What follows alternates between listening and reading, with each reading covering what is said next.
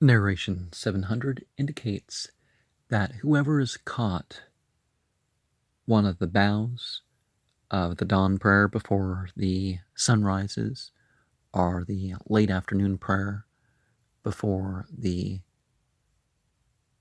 sun sets, then you have caught the prayer. Of course, you still got to finish the other one for the dawn prayer, and the other three for the late afternoon prayer. And we find other narrations that indicate the same thing for the other prayers.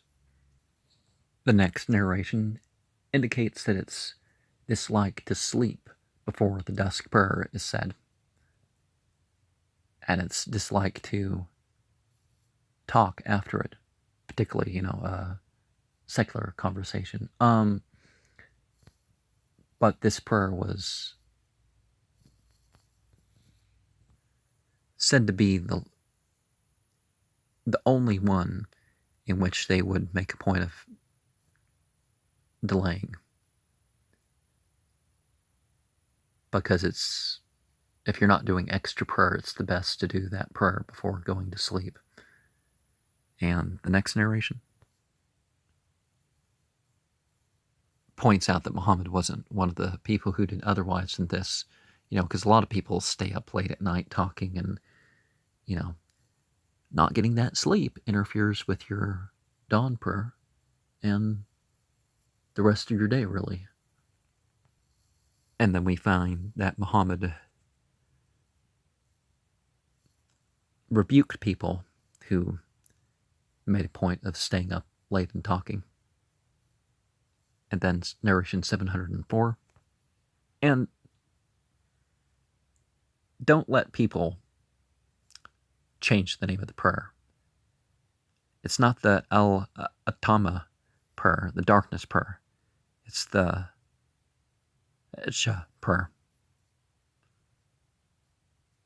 the dusk prayer. Narration 594 indicates that Muhammad would, there was a time that he came out from using the restroom, and, he ate with the people, and he recited Quran. And unless he was a state of keep away from, that he had been with his wives, nothing stopped him from doing such. Now, handling the Quran, of course, is a different thing entirely. Narration 610 indicates that when someone has rested between the four parts and intercourse is even started, the arms and legs, then a full bath is obliged. Narration 563 indicates that when you get ablutions, if you have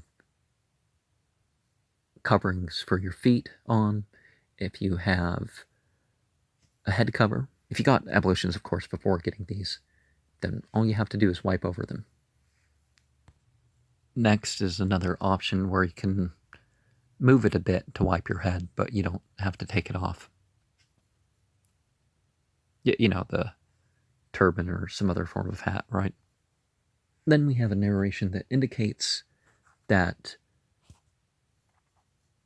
at the time when Aisha dropped her necklace and it was looked for, there was the revelation of the tayammum, the dry ablutions, and the people wiped up to their shoulders. Of course, it wasn't fully required according to the verse, right? Then we have a narration. Before we get to that, Abu Bakr said that Aisha was blessed because of this mention. Then we have the mention that Muhammad would wipe to the shoulders along with the people. Well, they were all standing somewhere getting ablutions, and Muhammad was getting the dry ablutions to that extent. And 567 indicates the general state of this earth. It's a place for ritual prayer. It's a place for purification.